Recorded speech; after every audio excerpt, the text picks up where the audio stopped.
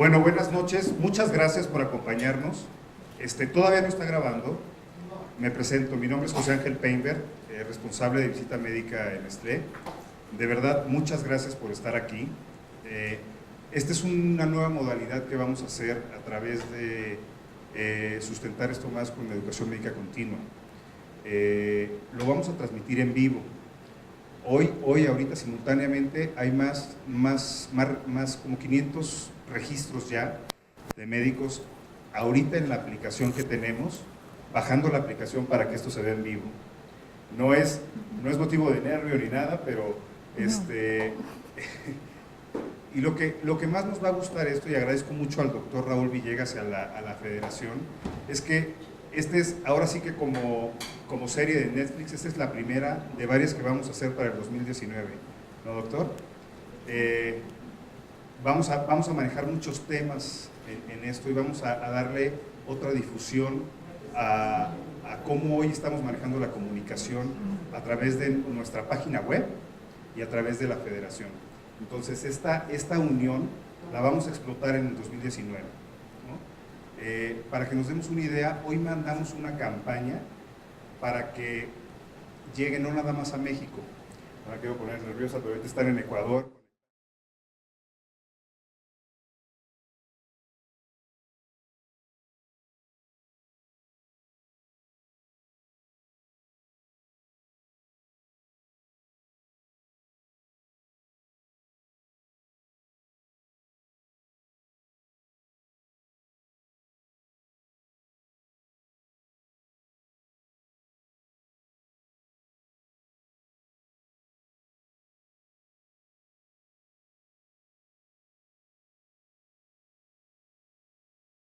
Bueno, buenas noches. Esta es la primera sesión de muchas que vamos a tener, sesiones de un gran nivel académico que está haciendo la Federación Nacional de Neonatología de México junto con Nestlé. Nos apoyó Nestlé con mucho y creemos que vamos a hacer un buen equipo para tener conferencias de muy, muy alto nivel. Para comenzar estas sesiones, creemos que hicimos una elección muy apropiada. Una de las mejores neonatólogas de nuestro país, la doctora Victoria Lima Roquet, una médico neonatóloga de excelencia, una médico que se preparó en el antiguo Hospital de Pediatría, Centro Médico Nacional, se hizo pediatra, hizo neonatología en el Instituto Nacional de Perinatología, se fue a su tierra, San Luis Potosí, y en el hospital Morones Prieto está haciendo una gran labor. Ella ha dado mucho al hospital, el hospital le ha dado mucho con sus pacientes, pero ella ha hecho mucho por la neonatología. Ha permitido realizar investigaciones de alto nivel, ha tenido publicaciones en el extranjero, ha tenido publicaciones nacionales, tiene difusión en todos los congresos nacionales e internacionales, tiene nuestra representación en la Sociedad Internacional de Neonatología, que es básicamente europea, y ella logró traerse para el próximo año el Congreso de Neonatología de esta sociedad. Nos ha representado en eventos internacionales de gran calidad y en todos nuestros congresos, prácticamente en todos, ya es uno de nuestros ponentes en todos los congresos nacionales. Vicky ha dado varias pláticas en este mes, seguirá todavía en este mes, no termina este mes de dar muchas más pláticas. Vicky es una persona que le gusta enseñar. Su grupo de neonatólogos del Hospital de San Luis Potosí está reconocido por CONACYT, tiene el nivel de excelencia de CONACYT, y esto es mucho hablar. Y esto es básicamente por sus profesores que tienen la calidad de Victoria Lima Roquet. Vicky porque es nuestra amiga, afortunadamente es nuestra amiga, bueno, considero que es un honor ser su amiga, ha permitido comenzar estas sesiones que vamos a tener varias, de muy alto nivel, vamos a tener ponentes extranjeros. Creemos que vamos a poder lograr que haya comunicación en todo nuestro país y en otros países con esta serie de conferencias que va a dar a través de la Federación Nacional de Neonatología de México. No queremos prolongar más esto. Quisiera más darle las gracias a Victoria Lima Rogel, Vicky, para nosotros, que nos dé esta conferencia que va a hablar de los retos de la nutrición que tenemos en el prematuro. Retos que todos enfrentamos y que tenemos muchas dificultades para resolverlo, y que la experiencia, la opinión muy bien fundamentada de Victoria Lima Rogel nos va a permitir entablar diálogo con ella y que podamos tener un mayor conocimiento. Vicky, muchas gracias. Gracias. Bueno, para mí es un honor estar aquí con ustedes. Agradezco a nuestro presidente, el doctor Villegas, y a Nestlé, su casa, por realizar este evento. Muchas gracias. También quiero decir que no tengo ningún conflicto de interés más que con mi federación, ¿verdad? Y con mi amigo, pues. Es muy interesante lo que vamos a platicar. Bueno, me voy a sentar mejor para no cansarlos porque soy hiperactiva y voy a andar caminando para todos lados. Para mí fue un reto realizar esta plática porque realmente nosotros, los pediatras y los neonatólogos, que somos los que manejamos a los bebés prematuros, porque no nada más en México es el neonatólogo, nos cuesta mucho trabajo alcanzar el peso de nuestros niños cuando se van de alta. Es un reto para nosotros hacerlo, pero no nada más para nosotros, es para todo el mundo. Entonces, ¿qué es lo que estamos haciendo? ¿Qué es lo que conocemos? ¿Qué es lo que nos falta conocer? Que nos falta conocer muchísimas cosas, y qué bueno que nos falta conocer, porque eso nos da oportunidad de seguir estudiando y enseñando y aprendiendo. Bueno, yo acabo de ir a Honduras y allá cuando una gente es mayor le dicen muy señora, entonces ya soy muy señora. Me gustó el término, ¿verdad? Entonces creo que es muy importante que nosotros reflexionemos. Esta plática es una reflexión de todo lo que se está haciendo en el mundo y que también nosotros estamos haciendo, y de gente que nos ha dejado y que nos ha enseñado muchísimo. Yo voy a hablarles aquí de dos personas que han sido maravillosas en la nutrición y que han partido, ¿verdad? Y así como todos vamos a partir, pero que nos han dejado una enseñanza y un background muy importante en esto. Entonces vamos a discutir sobre las estrategias para mejorar el estado nutricional en el prematuro. Ay, no pasa. Ahí está. Entonces los objetivos que vamos, sí me voy a parar siempre porque iban a poner, yo aquí. Los objetivos que vamos a tener es establecer estrategias para mejorar el estado nutricional en el prematuro, como dijimos ahorita, ver cuáles son los requerimientos calóricos del bebé. Recordemos que son fetos que tuvieron que salir por algún motivo, no vamos a hablar de las causas, pero son niños que ya tenemos fuera, pero que siguen siendo fetos, y ese es el mayor reto que tenemos. ¿Cuáles son las guías que ha cambiado en la actualidad Spigan, Aspen y la Asociación de Investigación de Europea, y en cuanto a lo que es nutrición parenteral y lo que es nutrición enteral? Y bueno, a mí me gusta siempre ver cómo estamos en el mundo, y vamos a ver que, por ejemplo, esto es del 2018, pues de los niños que nacen, de los que vemos aquí, de los 137 millones de niños que nacen, 15 millones son prematuros, y de estos bebés que son prematuros, pues sabemos que es 1 de cada 10, o sea que si vemos hablando de números, es una cantidad enorme. Y también vamos a ver que de los 5 millones de niños que se mueren menores de 5 años, aquí como podemos ver, 2.6 millones van a corresponder a aquellos niños que son recién nacidos. Esto es un problema muy, muy grave, porque en una proporción muy elevada, incluso hasta un 70%, se podría prevenir esta mortalidad. Y eso es algo que nosotros tenemos que conocer y que nos corresponde como pediatras y neonatólogos. También el personal de enfermería para mí es importantísimo, muy importante, y son personas que están cerca de nosotros y que cuidan a nuestros bebés. Y sobre todo nosotros ponemos indicaciones, vamos a hacer otras cosas, pero realmente la persona que cuida al bebé y que nos dice qué está pasando son las enfermeras. Entonces yo creo que es muy importante también, ojalá que las enfermeras también estén con nosotros en esta discusión que estamos haciendo. La principal causa de mortalidad en esta etapa sabemos que son los prematuros, y que estos prematuros pues van a tener infecciones, que es otra de las causas de mortalidad, y van a tener también problemas de malformaciones. Entonces todo esto es un reto para nosotros para que podamos tener una nutrición adecuada en estos pacientes. Y entonces, perdón, me estoy equivocando. Entonces, si vemos aquí también, otra de las cosas es que la sobrevida es importante ya. Antes fallecían la mayoría de los niños y en la actualidad sabemos que esto ha mejorado gracias a todos los cuidados que tenemos. ¿Cuáles son esos cuidados que nosotros tenemos en la actualidad? Fíjense cómo aquí podemos ver algunos de los avances que ha habido en neonatología. Yo no me voy a dirigir ahorita a lo que sería los cuidados respiratorios, los cuidados de las unidades de cuidados intensivos, lo que sería el control térmico, los antibióticos y las infecciones. Me voy a referir únicamente a la nutrición. Y podemos ver aquí que los sucedáneos de la leche aparecieron muy tempranamente, en los 1900.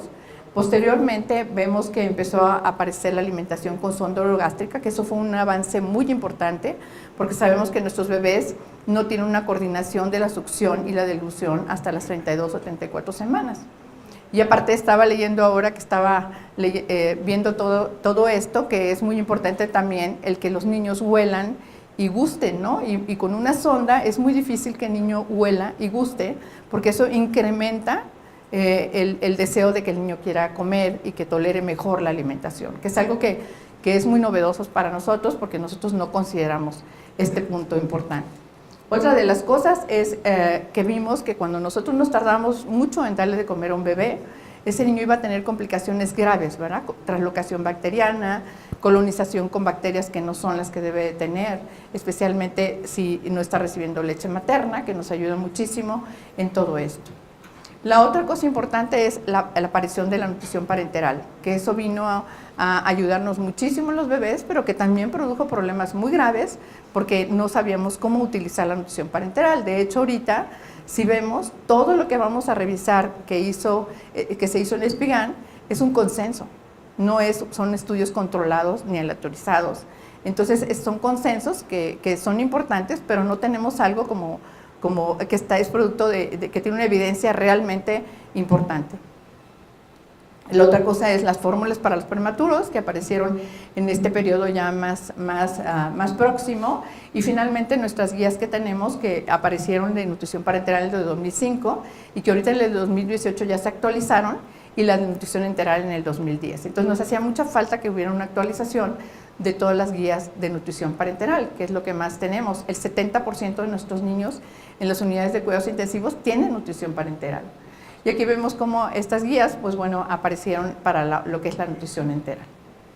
Entonces, ya hace muchos años, en el 2011, yo admiro mucho a este médico, porque él dijo que la nutrición en el prematuro es una emergencia, y realmente es una emergencia. Es como si nosotros recibiéramos un bebé en terapia intensiva que no puede respirar. Así de grave es el problema de la nutrición. Entonces es una emergencia que tenemos que tener en cuenta. Y entonces, ¿qué sabemos en la actualidad de lo que es la emergencia de esta nutrición? Bueno, sabemos que los niños pueden tener una restricción en el crecimiento en las etapas tempranas si no hacemos un manejo adecuado de esta nutrición en las primeras 2 semanas. Ya el doctor Alan Lucas hace mucho hizo estudios a largo plazo en el que vio el coeficiente intelectual y el perímetro cefálico, cuando comparaba con fórmulas que no eran las adecuadas para estos bebés, porque antes, hace muchos años, pues las fórmulas no estaban tan actualizadas como en la actualidad. Entonces, otro de los problemas importantes es que muchos de estos problemas son iatrogénicos. Nosotros mismos los hacemos porque no tenemos el conocimiento o porque tenemos limitaciones. ¿Cuáles son las limitaciones más importantes que tenemos en los bebés? Porque si nosotros seguimos las guías de Espigan, las nuevas guías y de Aspen, o las anteriores, siempre vamos a tener restricción en estos bebés. ¿Qué es lo que pasa? ¿Por qué nosotros no podemos lograr, si creemos que estamos dando lo que debemos de dar para estos bebés? Bueno, una de las limitantes importantes son los líquidos. Estos bebés no les podemos dar una cantidad de líquidos altos. Por lo tanto, aun cuando pongamos proteínas, lípidos desde el primer día, la cantidad de líquidos que damos no nos da oportunidad de que utilicemos mucho más, porque tenemos riesgos como displasia broncopulmonar, enterocolitis necrosante y ducto arterioso. ¿Sí? Es algo que tenemos, es una limitante muy importante para que no logremos el aporte energético adecuado. A lo mejor sí estamos dando algo semejante, pero el problema energético es, como vamos a ver ahorita en los estudios, es algo que nos preocupa y que no sabemos todavía cómo resolver eso. Segundo, la cantidad de glucosa que podemos dar si no estamos dando la nutrición por un catéter. En muchas partes de Europa y en algunas de Estados Unidos no se ponen catéteres inicialmente, como nosotros, que llega el paciente y le ponemos el catéter. Entonces, si yo tengo una solución glucosada mayor de 1000 miliosmoles por litro, no la puedo poner por vía parenteral. Entonces, esa es una limitante para las personas que no están utilizando un catéter de nutrición enteral. Y la otra cosa importante es el perder el miedo a los lípidos. Es importantísimo, o sea, los lípidos los tenemos que utilizar desde el primer día y va a depender de cómo los vayamos escalando el que no tengamos complicaciones graves. Entonces, estos 3 puntos nos limitan mucho y hacen que estos bebés finalmente tengan una pérdida mayor de peso que deben de tener inicialmente, de 5 a 15%, a lo mejor tenemos mucho más y tardamos mucho más en lograr lo que sería la nutrición completa parenteral para que tengamos un déficit menor de proteínas y por lo tanto un problema menor en el desarrollo neurológico. Pero por otro lado tenemos lo contrario, o sea, los pacientes que yo los hago que tengan un avance muy importante de peso en estas semanas o en los primeros meses, va a hacer que esos niños se reprograman y que tengan posteriormente problemas de obesidad, hipertensión, diabetes, etc. Entonces es complicado y creo que todavía no tenemos el punto ideal para poder decir esto se hace así y esto ya, el niño va a estar muy bien. No hay nada como el útero, como la naturaleza, y es algo que estamos tratando de acercarnos lo más posible a esto. Y, por ejemplo, un bebé que nace y lo tenemos en área tocoquirúrgica, entonces hay lugares donde dicen, no, pues el catéter se lo pones arriba, no hay lugar, voy a hacer un lugar. Entonces, ¿cuánto se va a tardar ese bebé en que inicie la alimentación? ¿Y cómo va a pararse esa acreción que tiene de proteínas, especialmente en estas edades tan tempranas?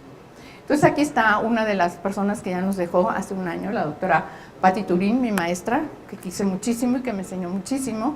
Ella hace un año falleció, tuvo un problema de demencia precoz y falleció. Entonces, pero nos enseñó muchísimo y nos dejó muchísimo. Y vean cómo aquí ella lo que nos enseñó es que los bebés que no los atendemos en forma temprana, vamos a tener una pérdida de 1% de proteína almacenada. O vamos a tener una pérdida de 1.2 gramos por kilo por día en estos bebés que necesitan urgentemente que nosotros no los dejemos sin ningún aporte energético.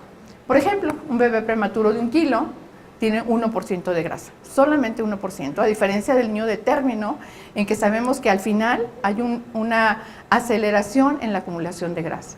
¿Por qué? Porque el niño va a salir y se va a exponer a un problema grave. Recordemos cuando fue el temblor aquí, los niños que se quedaron 5 horas o no sé cuántas horas ahí en sacarlos, estaban deshidratados, pero no tenían ningún otro problema. En cambio, estos bebés tienen 8% de proteínas y tienen una reserva calórica muy baja. En 4 horas, si yo no lo estoy atendiendo bien, ese niño se me puede morir. Entonces, es muy importante que recordemos la diferencia entre los niños de término y los niños prematuros. Aquí podemos ver, por ejemplo, cuál es la pérdida de las proteínas que vamos a tener según la edad gestacional. O sea, un niño de término va a perder 0.7 gramos por kilo por día si no damos un aporte adecuado, pero un bebé de 26 semanas va a perder 1.5 gramos por kilo por día. Y eso es algo catastrófico. Por eso la nutrición es una emergencia. Ese es otro de los doctores que nos acaba de dejar ahora en mayo. Tuvo un cáncer de colon, así como uno que yo tuve. Y el doctor Ergenkranz, que nos enseñó muchísimo y hizo estas gráficas tan importantes del nacimiento. Y aquí aprendimos que estos bebés realmente no podían entrar a lo que son sus centilas. O sea, aquí tenemos, vean, aquí está la centila 50 y la centila 10, y vean como un bebé de 28 semanas a 29, que está en azul, cómo es que podemos más fácil acercarnos, aunque sea a la centila 10. Pero un bebé de 24 a 25 semanas es dificilísimo que logremos entrar a esas centilas por todas estas razones que estamos diciendo.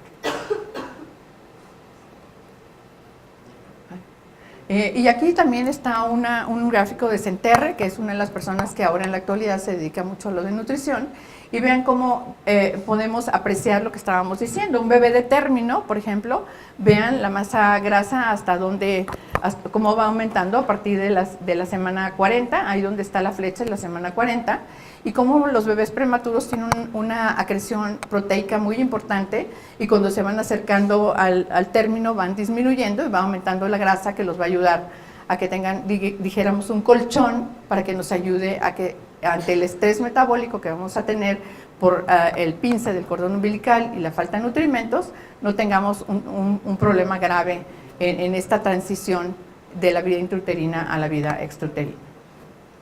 Y entonces, ¿cómo vamos a reconocer este déficit nutricional postnatal? Pues vamos a ver que tenemos que dar un aporte adecuado de nutrimentos en la nutrición parenteral, tenemos que tener una nutrición enteral temprana, inmediatamente empezar con la nutrición. Si no es un paciente que tiene una malformación congénita, creo que no hay ninguna contraindicación para que iniciáramos con una estimulación enteral mínima.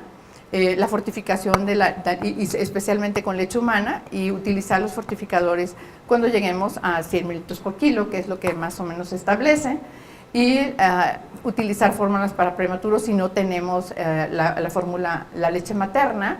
Y la otra cosa sería lo que es vigilar la tolerancia nutricional, el monitoreo del crecimiento y finalmente ver los riesgos de infecciones, que sabemos que estos bebés tienen un riesgo muy, muy elevado de problemas infecciosos y que esto nos va a aumentar el catabolismo y también en muchas ocasiones nos va a hacer que tengan problemas de bacteriemias y que tengan problemas que van a hacer que haya una alteración en lo que sería el funcionamiento intestinal y por lo tanto en dejar este bebé en ayuno más tiempo del que él necesita.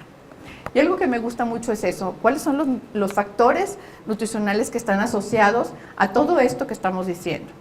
No es lo mismo recibir un bebé con un retardo en el crecimiento uterino o hipotrófico. Nosotros en nuestra unidad el 70% de los niños que tenemos son hipotróficos y son otra población de niños con otros problemas más graves de morbilidad, a que sea un niño de término. La vía de nacimiento, ahora sabemos que con el microbioma hay cambios importantes si el bebé nace por vía cesárea o si nace por parto. Y la otra cosa, antecedentes maternos, por ejemplo el fumar. El fumar es algo que es terrible para nuestros bebés. Hay muchos estudios que han sacado en el grupo de la nutrición temprana en Europa, el grupo de Rotterdam. Busquen todos sus resultados, ellos siguieron niños hasta los 7 años y vean cómo el tabaquismo es uno de los factores más importantes que afecta el desarrollo de estos bebés. Después tenemos lo que sería el tiempo en el que vamos a ver la madurez del bebé y el medio ambiente, que es importantísimo. Ahora sabemos que el medio ambiente es muy importante para los factores epigenéticos. Los factores epigenéticos, o sea, son provocados por todos estos cambios que hay en el medio ambiente y lo que van a hacer es que van a hacer que el DNA que está enredado en las histonas, en las proteínas, se desenrede porque pierde grupos metilos o acetilos y entonces el DNA va a quedar expuesto a cualquier factor de transcripción que ande por ahí. Entonces va a expresar lo que el factor quiera, ¿sí? Y entonces puede expresar algo que nosotros no queremos, como cáncer, como problemas de hipertensión, diabetes, etc. ¿Y qué va a pasar con esto? Pues vamos a tener un cambio en nuestro fenotipo. ¿Qué cambios vamos a tener? Bueno, los más importantes serían cambios relacionados con el crecimiento, con la función reproductiva, con el apetito, con el deseo de algún alimento que no deba yo de comer, porque estoy cambiando todo lo que es neurológicamente esto. Podemos tener también conductas o funciones anormales o podemos también tener una respuesta al estrés y especialmente longevidad. Recordemos que los telómeros son muy importantes y que si se acortan, vivimos menos y están relacionados con la epigenética. ¿Esto qué me va a dar? Bueno, un desequilibrio que se puede ir hacia la enfermedad. Si mantenemos todo esto, si regulamos el medio ambiente y regulamos todo lo que estamos diciendo, el bebé tiene una capacidad muy importante de plasticidad y puede ser que nosotros logremos que esto mejore. Ahora hace poco acaba de ser el congreso aquí, el capítulo de aquí de Latinoamérica, acaba de haber un congreso de lo que sería el DOHAT, que es el desarrollo de las enfermedades que van a dar origen a todos los problemas de los adultos. Y algo que dijeron ahí que me impactó muchísimo y que todavía no he leído, les confieso, voy a leer, es que la epigenética, todos estos cambios pueden cambiar de la mañana a la tarde. No sé cómo pueden cambiar, pero voy a investigar y la siguiente vez les prometo que les digo. Pero es algo que me dejó impactada porque para mí la epigenética es un cambio que se tiene y que puede ser transgeneracional según lo que hasta ahorita se ha explicado. Entonces, ¿cuál es el impacto de la nutrición en la primera semana? Que es lo que nos interesa para proteger lo que sería nuestro neurodesarrollo. Ya habíamos mencionado algo aquí sobre lo que son las pérdidas de las proteínas en las diferentes edades gestacionales, y aquí lo confirmamos, o sea, según la edad gestacional del paciente, son las pérdidas, entre más pequeño es un bebé, más pérdidas tiene, ¿sí? Y si nosotros damos un aporte adecuado de proteínas, vamos a tener un incremento en el peso por cada 100 miligramos que tengamos de nitrógeno, y esto nos lo da el aporte proteico. Si yo tengo un aporte proteico adecuado, voy a tener un aporte de nitrógeno adecuado que me va a ayudar a que tenga una creación. Anteriormente, yo creo que ya casi nadie lo hace, usábamos solamente soluciones glucosadas, y vean lo que pasa. Arriba tenemos un 2% de almacenamiento de proteínas en un feto inútero, y cuando nace el bebé y nosotros les poníamos a solamente soluciones glucosadas, hay una proteólisis importante y tenemos menos 5% de la proteína almacenada por las pérdidas que estamos diciendo que pueden llegar a ser hasta 1.5 gramos por kilo por día. Ese es un estudio muy interesante que habla de Embleton, que ustedes lo conocen y que a lo mejor algún día aquí está en este salón, ¿verdad? Y entonces vean cómo en algunos hospitales en los que no se utiliza la cantidad de proteínas que se debe utilizar inicialmente y no hay un equilibrio en todos los nutrimentos, vean qué impactante es el déficit nutricional relacionado a esto en los primeros 7 días. Es algo muy importante, es un estudio que se hizo de acuerdo a los días de edad postnatal hasta los 14 días, y vean cómo está acumulado. Claro, ese es un estudio del 2007, pero de cualquier manera es muy ilustrativo. Igual este de Peabody, vean cómo él estudió en varios hospitales cómo estaba la nutrición y cómo iba siendo el incremento de peso, y vean qué diferente es el incremento de peso en las diferentes instituciones, porque cada quien utiliza diferentes protocolos de nutrición. Es lo más difícil, yo creo, que estabilizar, porque por ejemplo en el ventilador ya sabemos que esto, que el otro, pero en la nutrición cada quien tiene un protocolo en sus hospitales, ¿no? Incluso en Europa también. Vamos a ver ahorita los resultados. Entonces, por ejemplo, aquí si yo tengo un aporte adecuado de proteínas, como estamos viendo aquí, vean cómo en azul vamos a ver que hay un incremento adecuado de peso. Si es bajo, vamos a ver que no es igual el incremento de peso porque no estamos dando la nutrición adecuada. Y ese es un estudio muy interesante que se hizo de malnutrición. Ya sabemos que la malnutrición es obesidad o desnutrición, igual puede ser cualquiera de las dos cosas, y en este caso se hizo en relación a los niños que se daban de alta a los 6 meses y que habían estado en las unidades de cuidados intensivos, y vean cómo al final hay un porcentaje entre 26 y 48% de niños que no alcanzaron la nutrición adecuada, que es de los problemas que más tenemos, y les voy a presentar otros estudios más recientes de este año que también sigue existiendo el mismo problema. Entonces, si yo no doy un aporte adecuado de calorías y de proteínas, vean cómo va a estar la baja de peso en esos pacientes exagerados en los diferentes estudios. Ese es un estudio de Londres del 2005 que se llevó a cabo al 2006, y vean cómo era el déficit que tenían en sus unidades.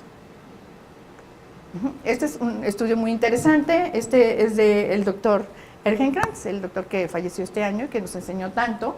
Y vean, aquí lo que tenemos es cómo aumenta de peso el paciente y cómo está relacionado con el desarrollo neurológico. Entonces aquí tenemos la parálisis cerebral, el índice de desarrollo mental menor de 70, que no debe ser.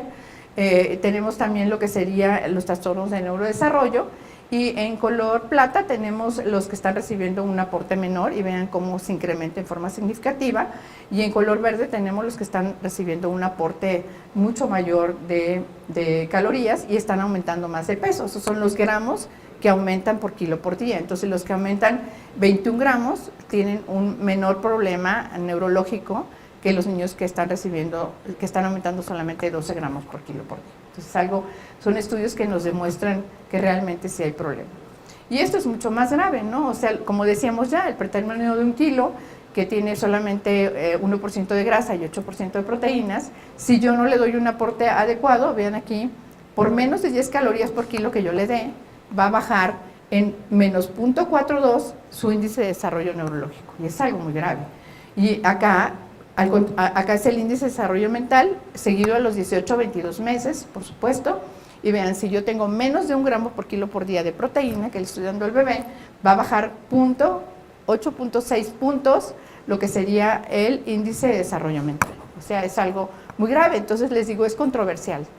¿Qué es mejor? O sea, que nosotros demos el aporte adecuado, que tengamos cuidado en cómo lo damos para que no avance muy rápido y ese niño sea programado nuevamente para que tenga problemas de origen fetal de las enfermedades del adulto que ahora llamamos. Y entonces es importante entonces que nosotros consideremos esto. Y además aquí tenemos lo que sería algo que tenemos que cuidar muchísimo, la transición entre la nutrición parenteral y la nutrición enteral.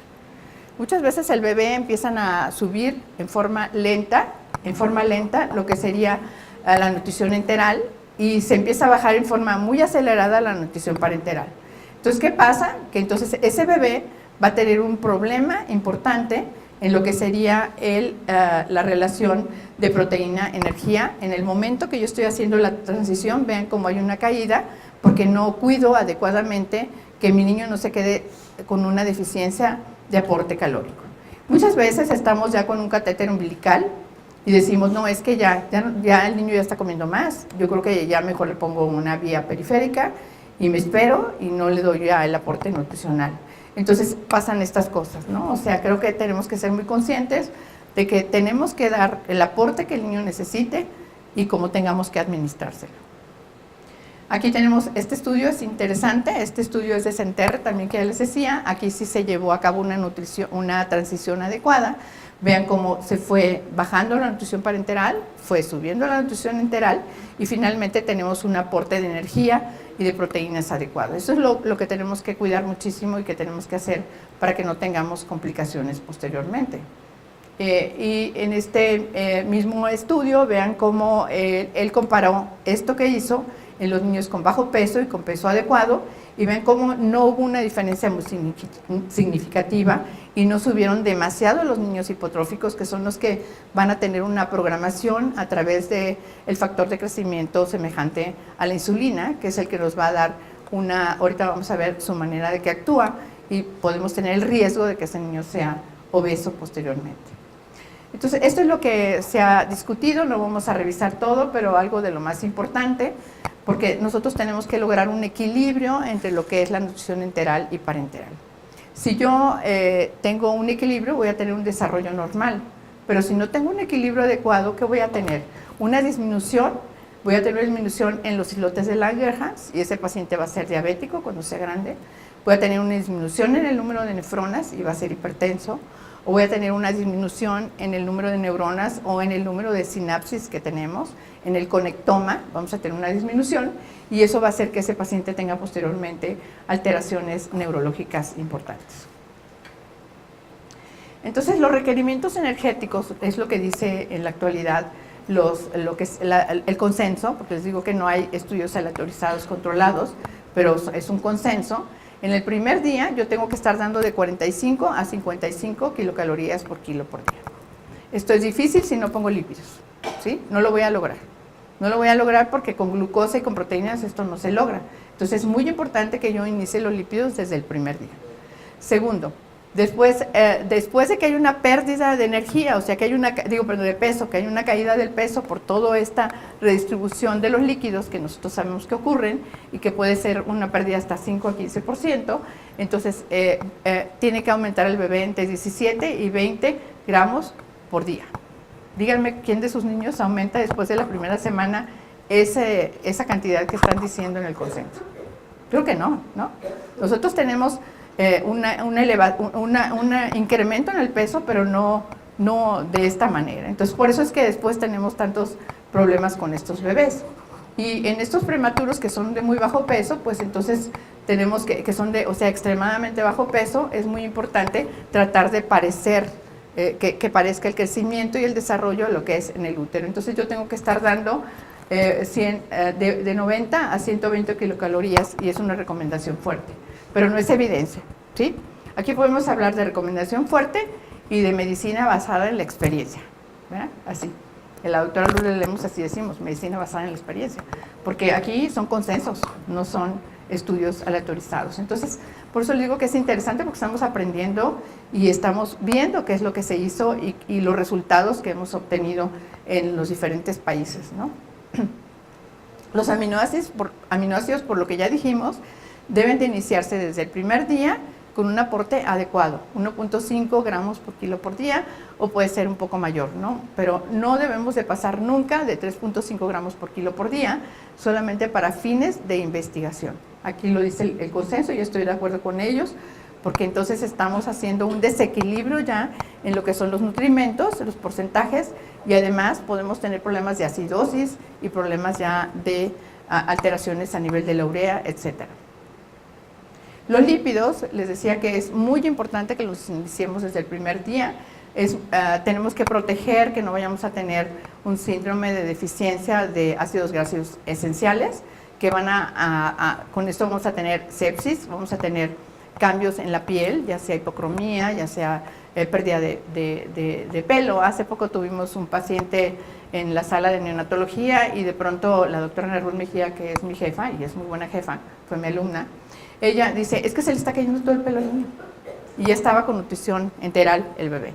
Y aparentemente estábamos bien y con las calorías y todo. Y le digo, ¿sabes qué? Tiene una deficiencia de zinc.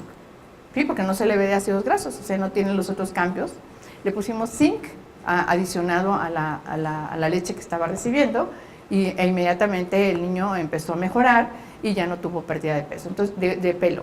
Entonces, esos son muy importantes, la observación que nosotros tengamos clínica y que estemos checando qué estamos dando realmente en los bebés y qué es lo que el bebé necesita, porque los bebés muy pequeñitos pueden requerir más de lo que estamos pensando, ¿no?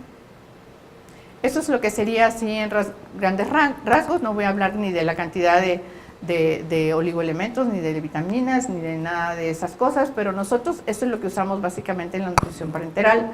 Nosotros no usamos oligoelementos, usamos nada más zinc y selenio, porque viene contaminado mucho los frascos. No voy a hablar de esto, pero nosotros tenemos un artículo publicado en el que vimos los contenidos, por ejemplo, de aluminio en los diferentes ámpulas que vienen de los diferentes componentes que ponemos en la nutrición parenteral, y era altísimo la cantidad de entonces es muy fácil que el vidrio y que todos estos elementos estén contaminados con los demás. Entonces tenemos que estar vigilando muy bien al bebé para no darle una dosis elevada, además de que las ámpulas que tenemos en el mercado no son dosificadas para los niños, ¿verdad? Entonces es algo interesante. Entonces aquí lo que viene son las proteínas, que deben de ser 1.5 el primer día y llegar hasta 3.5 para que el niño tenga un aporte adecuado. Por ejemplo, los lípidos, aquí ponen diferentes también, el primer día 0.25 para no tener una deficiencia de ácidos grasos esenciales y llegar a un máximo de 3.5 gramos por kilo por día. Y esto lo pueden ver en las guías, algunas están libres completamente. ¿Y cuál es la realidad? Ese es un artículo ahora del 2018, que fue en 57 prematuros, menores de 1.500 gramos y menores de 30 semanas. Yo nada más les pongo aquí un ejemplo de los lípidos, están aquí a un lado, como si los iniciaron en el primer día en cantidades bajas. Y vean cómo no lograron el aporte energético que debe ser a los 7 días. Solamente 22% de los niños lograron un aporte energético adecuado, y esto es del 2018. ¿Sí? Entonces, aquí lo que pasa es que la pérdida es muy importante. Por ejemplo, ellos aquí hacen un ejercicio, dicen, el déficit de energía acumulado fue de 266 kilocalorías por kilo durante la primera semana, que es muchísimo. Y dicen, cada gramo en crecimiento tiene un costo energético de 5 kilocalorías. Si yo tengo una pérdida de 266, eso lo divido entre 5 y me va a dar que estoy perdiendo 53 gramos por semana, y eso equivale también a 7.5 gramos por día. Entonces es altísimo lo que perdemos. No podemos alcanzar a los bebés, es muy difícil. Y las causas, les decía eso, no usamos la cantidad de lípidos adecuada, no podemos poner más líquidos de lo que debemos de poner, y también tenemos que tener una vía central para poder administrar el aporte que necesitamos de glucosa y que no haya problemas si es más de 1000 miliosmoles por litro. La nutrición enteral, aquí tenemos también un estudio de Centerre, y vean cómo él comparó varios sitios donde a ver cómo iniciaban la vía oral, y ven, hay lugares donde empiezan desde el primer día el 40% de los niños de esa unidad con nutrición enteral, pero hay otras unidades que llegan hasta más tardíamente a recibir la nutrición enteral. Entonces eso nos va a dar alteraciones importantes, porque vamos a tener más problemas de translocación y de infecciones por el ayuno. Y este es un estudio también muy interesante en el cual, este es del 2018 también, vean, lo que hicieron es que varios países se compararon con China, ¿verdad? Qué bueno que nos cogieron México. Se compararon con China. Y entonces vean, los países fueron Oceanía, Europa, América, África, contra los países chinos, algunos países chinos. Entonces fueron 13 unidades. Del grupo el primer grupo que les menciono eran 2.947, eran niños menores de 1.500 gramos, y de China fueron 1.581. Lo que más se utilizó fue leche materna principalmente, y vean cómo el incremento de peso hubo una diferencia significativa, porque si se fijan en este gráfico de acá, no se inició la nutrición adecuada en el momento adecuado, la enteral, y aparte para llegar a 120 minutos por kilo por día, pues tardaron mucho tiempo. Y eso, bueno, impactó en lo que es la nutrición enteral total, vean las diferencias y que son significativas, el incremento de peso también, y los días de antibiótico, porque si nosotros no estamos dando de comer, es más fácil que tengamos, por todo lo que hemos repetido, una infección, y finalmente no hubo diferencia entre la enterocolitis necrosante y en la mortalidad, ¿sí? Porque se utilizó mucho más leche humana. Esas son las guías que son del 2009-2010 también de Spigan, donde podemos ver cuáles son los requerimientos que ellos sugieren para que nosotros podamos dar una nutrición enteral adecuada. Y eso es lo que la doctora Patiturini, mi amiga, me enseñó. O sea, el estímulo enteral mínimo, ella lo empezaba a 1 a 2 mililitros por kilo por día, el primer día, y posteriormente iba incrementando según el peso que tenía el bebé, de 5 a 15, o de 15 a 20, o de 20 a 25. Y la otra cosa es los requerimientos totales que utilizaba, y cuando un niño no subía de peso, cómo los iba incrementando, que es algo muy parecido a lo que usamos. Nosotros usamos un esquema un poquito diferente, pero más o menos equivale a esto que ella está diciendo. Y la otra cosa también importante es que yo voy a dar leche materna, o si no tengo fórmula de 20 kilocalorías por onza, y llego hasta 100 mililitros por kilo por día, y entonces ahí ya cambio a 24 kilocalorías por onza, o empiezo a fortificar mi leche humana, que sería lo mejor, ¿no? Eso es de acuerdo a los pesos lo que se tendría que hacer. Y bueno, el bolo o continuo, ¿cuál es la controversia en este caso? Nosotros utilizamos solamente por bolo la alimentación, y vean las ventajas que hay, es que hay una liberación hormonal fisiológica, es que hay un mejor vaciamiento gástrico y motilidad, y es que los estudios dicen que hay mayor síntesis de proteína. Pero lo que se ha visto ahora, que es muy interesante, es esto. Si yo utilizo en bolo, voy a tener dos receptores importantes, los receptores de insulina y los receptores de los aminoácidos. Estos receptores, por diferentes vías, van a estimular a mTORC1, que es muy importante esa molécula, porque esa molécula va a ser la que va a hacer que en el ribosoma se estén expresando las proteínas que son muy importantes para que el paciente tenga un crecimiento. Igual, esta molécula va a hacer que haya un crecimiento celular, que es muy importante, y a nivel de los aminoácidos van a actuar a nivel del lisosoma, y también de alguna manera me van a producir adipogénesis. Entonces, el tipo de proteína, de aminoácido que yo utilice, va a modificar esto. Los aminoácidos ramificados, ahorita vamos a ver en el aminograma de la leche tanto que tiene proteínas altas como bajas, y la leche materna, esos aminoácidos van a actuar estimulando diferentes factores que van a hacer que se libere mucho más el factor de crecimiento semejante a la insulina, que va a actuar en lo que sería la adiposidad. Entonces, vean, estos son las diferentes concentraciones que tenemos de aminoácidos en la leche según los días de vida que vayan transcurriendo, y aquí tenemos el aminograma. Vean, en la parte interior está el aminograma de lo que sería la leche materna, y si se fijan, tiene muy poco contenido de leucina y de valina, que son los aminoácidos que son ramificados. Las leches que tienen un contenido bajo de proteínas se asemejan mucho a lo que sería el aminograma de la leche materna, y los que tienen un alto contenido en proteínas, que es lo que se pensó inicialmente para que los niños incrementaran más su peso, vean cómo el aminograma es muy diferente y está más especialmente enfocado a lo que serían los aminoácidos ramificados. Entonces, hay dos estudios muy importantes para ver el aporte proteico que sucedió. Uno de ellos es el CHOP europeo y el otro es el de Estados Unidos. Esos son los dos artículos más importantes que están relacionados con esto. En ellos estuvo relacionado el doctor Kolesko, que sabemos que es alguien que está muy dedicado a todo lo de la nutrición y tiene mucho conocimiento en esto. Y veamos, por ejemplo, en azul está la proteína baja, las fórmulas que tenían proteína baja. En la parte naranja están las que tenían la proteína alta y en verde están lo que es la leche materna.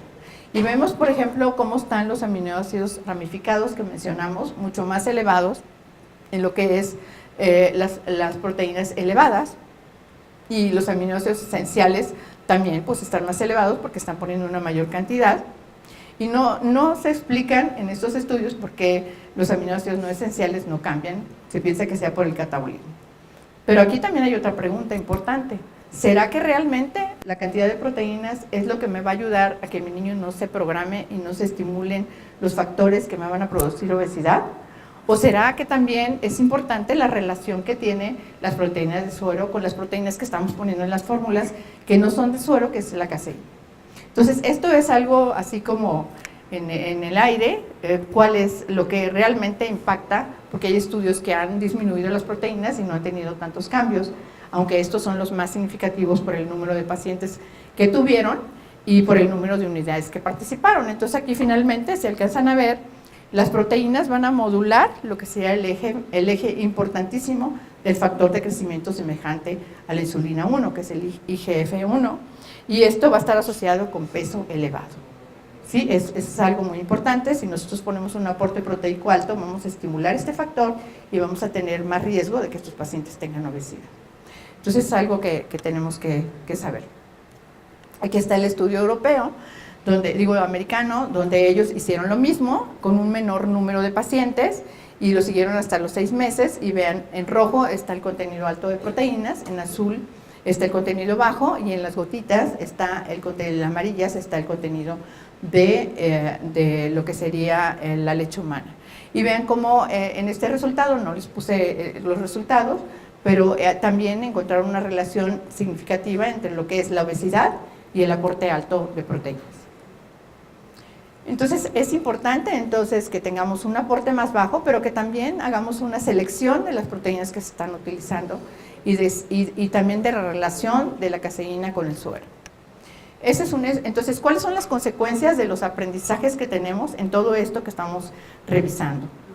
Hay consecuencias graves. Por ejemplo, aquí tenemos en este estudio, como ese es de Alan Lucas del 2004, de hace un tiempo, y vean cómo lo que él hizo es que los niños prematuros que tenían que habían nacido, que habían tenido un incremento de peso rápido contra uno lento, aquí están los de incremento lento y los de incremento rápido, contra niños de término normales, los siguió hasta los 13 a 16 años. Entonces hizo una prueba para ver cómo eran los cambios a nivel vascular. Lo hizo con ultrasonido y haciendo una prueba de presión y dilatación con un manómetro. Y bueno, de otra manera más científica, ¿verdad? Y entonces lo que él encontró es que los niños que tenían prematuros un incremento más rápido tenían problemas de presión arterial cuando llegaban a la edad de 13 a 16 años. Entonces sí, aquí se está demostrando que es muy importante que estos bebés no tengan un incremento tan rápido como luego queremos nosotros, porque entonces ¿qué va a pasar? Vamos a programarlos para que tengan después enfermedades no comunicables, como serían la hipertensión y todo lo que conocemos, como la dislipidemia, la obesidad, etc. Entonces aquí vean cómo hay diferentes estudios en el que incremento de peso rápido aumenta el riesgo de obesidad. Aquí tenemos uno, el de Weng, y luego tenemos un estudio de corte de Millennium de Londres, que también demostró lo mismo. Metaanálisis también de Luet, que también nos hablan de que si hay un incremento rápido va a haber más obesidad. Y la otra cosa importante es la disminución de obesidad si nosotros damos a nuestros niños leche materna. Ojalá que tuviéramos la leche materna, porque eso nos va a ayudar a muchísimas cosas. Entonces vean aquí cómo es que cuando yo estoy dando leche materna, estoy obteniendo aminoácidos preferentes, o sea, voy a tener menos aminoácidos que son ramificados y voy a tener menos estímulo de esta hormona que no quiero tener tan elevada. Y bueno, hay algo muy importante que acuñó Ward, que dice: la lactancia materna es el método fisiológico de control del genoma. Y eso es cierto. O sea, mis cambios que voy a tener van a estar regulados por lo que yo coma. Y en este caso la leche materna me va a ayudar muchísimo, porque ven aquí, según el aminoácido que yo use, se va otra vez a estimular el mTOR-C1, que va a hacer el crecimiento celular, la síntesis de proteínas, que van a ser las que me van a dictaminar.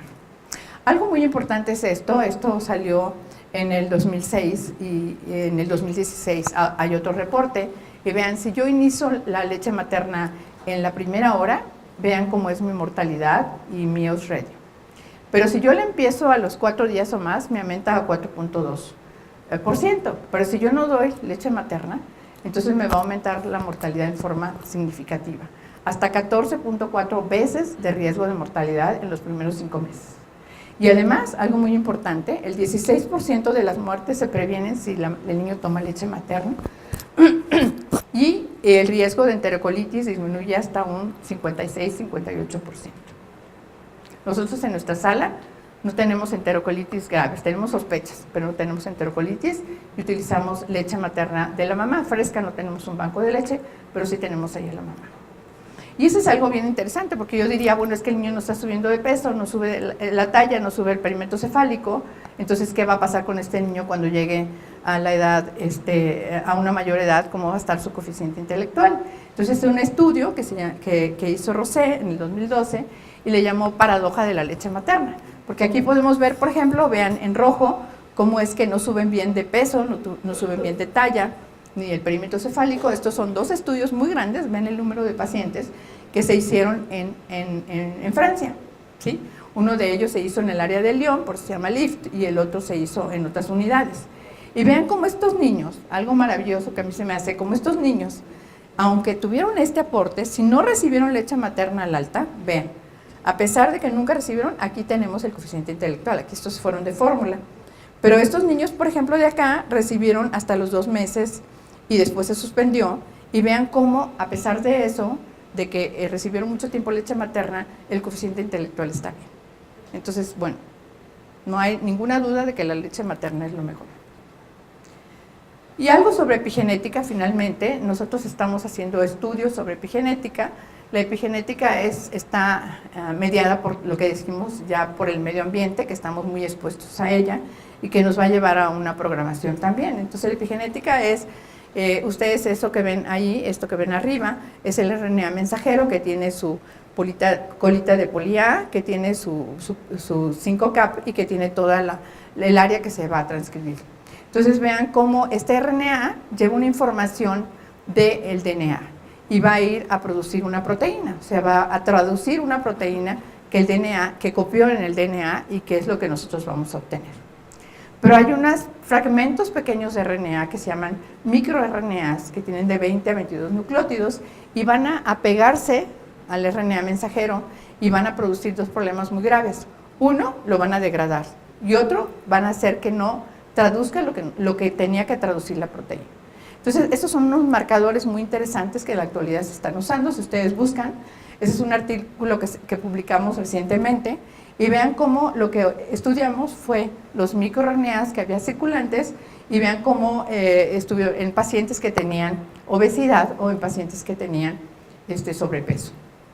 Estamos conociendo apenas todos estos resultados, y hay microRNAs, yo diría que es un máster regulador, el microRNA 146A, porque está relacionado con todos esos cambios que nosotros tenemos. Miren, aquí nosotros lo metemos a un link que es una red, y vean cómo estos microRNAs que nosotros estudiamos están relacionados con toda esta inhibición de genes que son muy importantes para regular la obesidad, el sobrepeso, la diabetes. Ahorita estamos estudiando pacientes diabéticas, hijos de madres diabéticas, y ellas también, viendo metabolomics y viendo lo que son los microRNAs. Entonces esa es una ventana de investigación muy interesante para entender por qué se están reprimiendo algunos genes y está habiendo problemas posteriores en lo que sería el desarrollo fenotípico de esos pacientes. Ese es otro estudio que hicimos en pacientes que tenían muy bajo peso. Si ustedes ven aquí, estos fueron eutróficos y estos fueron hipotróficos, y podemos ver cómo sí realmente había un cambio importante en el peso, y también aquí vemos cómo está alterado el microRNA 146. Entonces estamos entendiendo por qué actúa tanto en obesidad como en diabetes, como en sobrepeso y como en estos pacientes, y también está relacionado con algunos genes. Entonces, en conclusión, el inicio de la nutrición parenteral con aminoácidos y lípidos debe ser en las primeras 24 horas. El aporte máximo de aminoácidos debe ser de 3.5 gramos por kilo por día, por todos los estudios que hay que muestran la evidencia, no porque haya dicho el consenso. El inicio de la vía oral debe ser el primer día si no hay problemas de malformaciones congénitas que eviten que haya una nutrición enteral o un estímulo enteral mínimo inicial. Debemos de optimizar nuestros nutrimentos, o sea, qué cantidad de proteínas tiene, por ejemplo, las fórmulas, para evitar que tengamos problemas posteriores de obesidad y de programación. Es importantísimo. Y bueno, la leche materna, como yo decía, reduce en un 58% la enterocolitis y en un 16% la mortalidad. Eso es algo muy importante que no debemos olvidarnos. Y la nutrición en el prematuro, como dijimos, es una emergencia. O sea, eso también no debemos olvidarnos. Los neonatólogos, los nutriólogos, los pediatras somos los responsables de esa programación postnatal, porque sabemos y no sabemos. Hay evidencia y no hay evidencia. Así que debemos actualizarnos, debemos efectuar estudios clínicos controlados, éticamente evaluados, es muy importante la ética, y aprender a observar y entender la maravilla del desarrollo humano, porque es una maravilla, el organismo es una maravilla realmente. Los avances en el área de nutrición requieren vigilancia de efectos a corto plazo. Podemos ver en este corto plazo cómo está el peso, cómo está la composición corporal, pero también a largo plazo en neurodesarrollo y en homeostasis de lo que sería todo el metabolismo en el que estamos actuando en ese bebé que tuvo que salir antes de tiempo. Gracias.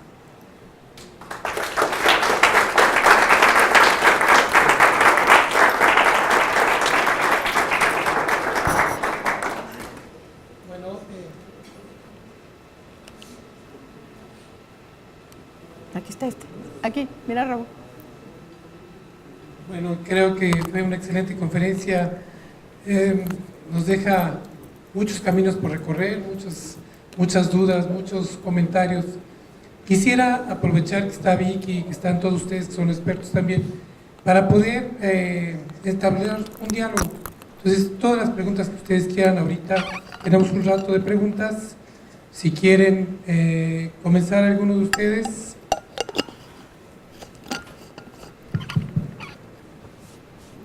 Buenas noches, doctora. Buenas noches. Con base en su experiencia, tengo 3 preguntas que dejaron un poco al aire el nuevo consenso de alimentación parenteral del 2018. El primero sería en qué momento tendríamos que empezar a disminuir el aporte de alimentación parenteral, o con qué volumen de alimentación enteral sería lo ideal para empezar a disminuir la velocidad de infusión. La segunda sería si en realidad sugeriría el uso de lípidos SMOF en todos los pacientes prematuros, y si en realidad los tendríamos que estar utilizando en todos. Y la tercera sería el aporte de carnitina, que no fue un tema que ahorita tocamos, pero también las guías del consenso ya no marcan un momento en el cual tendríamos que estar iniciándolos y con quién tendríamos que estar iniciándolos. El viernes voy a hablar de eso, aquí en la Ciudad de México. Bueno, nosotros somos vanguardistas. Yo, a pesar de que soy muy señora, como les decía, siempre estoy ley. Tengo así una obsesión por la lectura de todas. Y entonces, bueno, mi journal favorito quiere decirles que es el Vanidades. Sí. Entonces, quiero decirte que es muy importante que nosotros, cuando hagamos la transición, lo hagamos cuando tengamos entre 80 y 100 mililitros por kilo por día. Generalmente lo empezamos a hacer a 80, ¿verdad? Cuando ya tenemos en el bebé que está recibiendo 80 mililitros, y lo suspendemos cuando llegamos a 100 mililitros, ¿verdad? Depende del esquema que utilicen, ¿verdad? Ahora en la actualidad en Alabama se está haciendo un estudio para empezar con 30 mililitros por kilo por día. Claro, la población que nosotros tenemos, la de nosotros, son el 70% bebés hipotróficos. No es lo mismo un bebé hipotrófico que ha tenido una programación dentro del útero en cuanto a la circulación, semejante a la asfixia, ¿verdad? Por el problema que tiene de la falta de aporte de nutrimentos a través de la placenta, que un bebé que no es hipotrófico, ¿verdad? Y eso nosotros lo vemos mucho cuando comparamos la privada con los hospitales de gobierno. Ahí lo vemos muchísimo, ¿no? Decimos, bueno, ¿por qué a este niño le puedo avanzar más rápido y por qué a este niño menos rápido? Entonces tenemos que tener un protocolo el que ustedes elijan y seguirlo en todos los turnos y en los fines de semana y en todo momento para que no produzcamos este problema, porque lo que ha demostrado la disminución de la enterocolitis necrosante es la sistematización en la forma de dar de comer y la leche materna, son las dos cosas. Entonces nosotros iniciamos esa disminución cuando llegamos a 80 mililitros por kilo por día y ya vamos disminuyendo día a día, cuidando que no tengamos ese desequilibrio. Es una de las preguntas. La segunda, nosotros utilizamos una mezcla de lípidos. ¿Sí? Hace algunos años, desde el 2013, nosotros empezamos a utilizar omega Benjifres omega, claro, combinado, porque no teníamos todo, no reúne todo lo que necesitamos en una mezcla, que son triglicéridos de cadena media, PUFAs, omega 3 y omega 6. Y sobre todo lo más importante que ha demostrado que disminuye el problema de colestasis o de una enfermedad hepática relacionada a la nutrición parenteral es la vitamina E que contiene una cantidad elevada, que es uno de los antioxidantes que nos ayudan muchísimo a que no tengamos ese problema, y a la disminución en la soya, que la soya te va a bloquear la expresión de todos los genes que van a hacer que se pueda excretar la bilis adecuadamente a nivel del hígado. Eso es muy importante. Entonces, hay estudios en animales que se ha hecho comparando y se ve cómo va habiendo cambios de esteatosis y después de cirrosis en los diferentes mezclas que hay o presentaciones de lípidos. Nosotros lo usamos desde el primer día y en segundo lugar usamos siempre SMOF. Nosotros siempre usamos SMOF Lipis. Nuestros resultados estamos analizándolos, pero es muy interesante, por ejemplo, en gastrosquisis y en atresis intestinales, cómo disminuyó. Estamos comparando, históricamente es un estudio ambispectivo, retrospectivo y prospectivo después, cómo es que disminuye la colestasis. Nosotros ahorita colestasis tenemos por citomegalovirus. Es la principal causa de colestasis. Otra de nuestras principales causas era transfusión, pero ya no ponemos ninguna transfusión que no vaya con leucofiltrado, que es algo que les recomiendo. Porque si ustedes van a tener un niño muy prolongado con problemas graves y transfunden, van a transfundir citomegalovirus, si no usan los filtros que leucofiltran, ¿no? Es muy importante. ¿Y la otra pregunta? La carnitina. La carnitina ahora la recomienda, si viene en una de las guías, a las 4 semanas. Si tú tienes un niño que tienes mucho tiempo en ayuno. Es controversial si lo hacen los prematuros, pero ellos dictan 4 semanas de nutrición parenteral. Sí, eso sería. No sé si... Pero...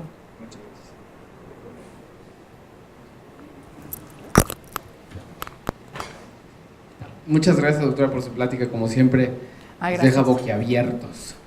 Y la política, y también lo mencionó como que no había muchos estudios al respecto, y sí hay una serie de estudios del grupo de Rotterdam, de Hans van Boudon, de este inicio muy temprano, ¿no? De las proteínas en particular, que todos les teníamos muchísimo miedo en los 90s y creíamos que se les iban a romper los riñones y tal, y vemos que sí hay, y ahora hay una serie de políticas, no políticas, sino usos, costumbres de usar las preparenterales. ¿Cuál es su opinión al respecto de estas preparenterales, tenerlas en el refrigerador listas para su uso? Sí, bueno, yo no hablé de eso, pero es en los hospitales que tienen muchos recursos, ¿verdad? En Europa, en Estados Unidos, sí se utilizan soluciones estándar para que el bebé no espere hasta el día siguiente y se empiece con nutrición parenteral. O sea, porque nosotros, por ejemplo, si un bebé nace a las 3 de la mañana, no le vamos a poner nutrición parenteral hasta las 1 de la tarde o 2 de la tarde que está lista. Entonces es algo crítico porque estamos hablando de que la nutrición es una emergencia. Entonces deberíamos tener nutriciones que ya están probadas en otros países y en otros lugares, donde incluso en algunos institutos de aquí de México, donde se tiene ya la nutrición ya preparada y con con lo básico que debería de ser estándar para que... Y sí, eso sí está reportado. Uh-huh.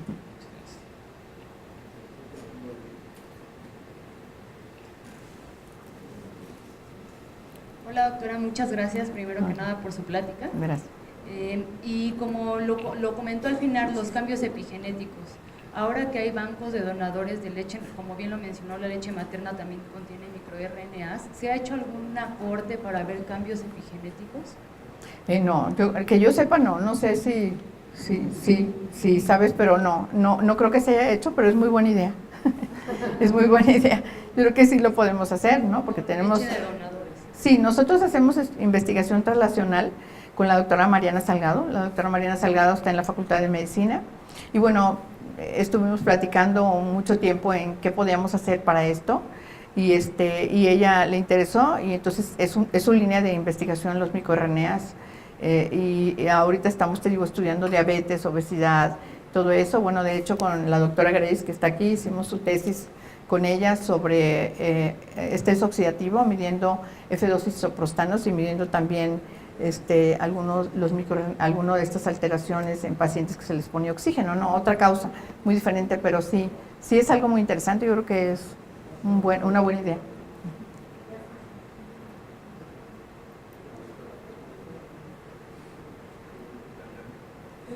Nada más comentarte, tal vez falta un poco de algunos caminos administrativos para que estas fórmulas preparadas o preparenterales que ahí el doctor Villalpando comentaba, tal vez sean más económicas de lo que se piensa. Puede ser útil tener ahí una solución que tiene una duración de varios días y que se puede preparar y dárselo al niño a las 3 de la mañana, y esto nos va a permitir tener beneficios a muy largo plazo. Creo que es útil tener estas. El problema es calcular una fórmula estándar para todos, pero creo que sí se puede llegar a bueno. Y la otra es pensar que dar el estímulo enteral debe ser lo más pronto posible. Todo nos espanta mucho dar el estímulo enteral, generalmente lo damos muy tardío, y esto causa muchos problemas porque necesitamos más catéteres, más tiempo de infección, más tiempo de ventilación, etc. Y esto nos crea muchos problemas. Creo que debemos los neonatólogos tener un poco menos de miedo, dar alimentación enteral pronto, y creo que el tránsito intestinal, la microbiota va a ser mucho mejor a estos niños y tal vez su desarrollo neurológico se mejore. Yo creo que tocaste un punto muy importante, porque para nosotros que trabajamos en hospitales donde no hay recursos, pues eso es lo que debería de ser, ¿no? O sea, iniciar la nutrición enteral para tener un costo económico mucho menor, aparte de todo lo demás, ¿no? Entonces, si hay estudios ya que demuestran que no hay ningún problema, si el paciente no tiene un problema quirúrgico que lo contraindique, creo que eso debemos de hacer, ¿no? Iniciar la nutrición y pues de preferencia con leche humana, ¿no? Si se tiene a la mano, y si no, bueno, con lo que cuenten, pero lo importante es el estímulo enteral mínimo. ¿Alguna otra pregunta para la doctora?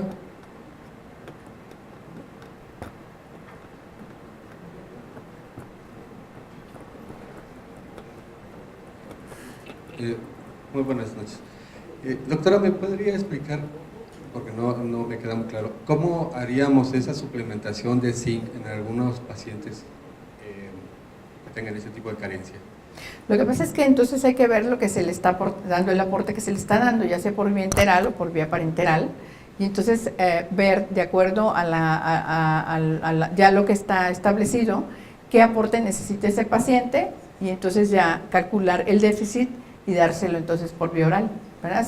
Porque este niño era un niño que estaba solamente con vía enteral, ¿verdad? Pero que había tenido un problema muy grave de infecciones y un problema de ducto arterioso que se tuvo que cerrar quirúrgicamente. Entonces un niño ya con una nutrición prolongada, y entonces cuando se hizo la transición se hizo adecuadamente, pero él ya tenía un déficit, ¿no? Ya acumulado de lo que sería el zinc, ¿no? En este caso.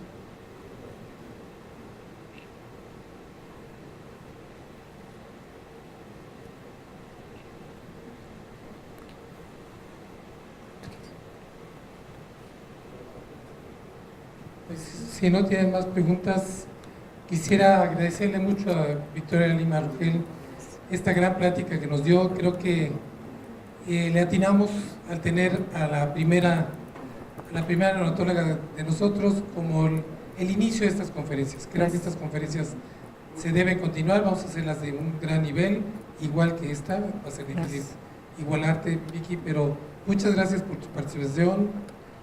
Sabemos que tu agenda está movidísima, pero te agradecemos mucho que hayas participado con nosotros.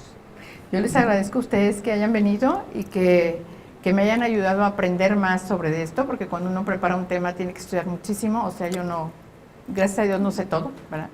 Entonces, creo que es algo muy enriquecedor y que podemos hacer muchas cosas por nuestros bebés, y un honor para mí haber iniciado este grupo de conferencias y agradecer a la Federación la confianza que me tuvieron. Muchas gracias. Ustedes, muchas gracias por su asistencia, los que están viéndonos a través de las cámaras.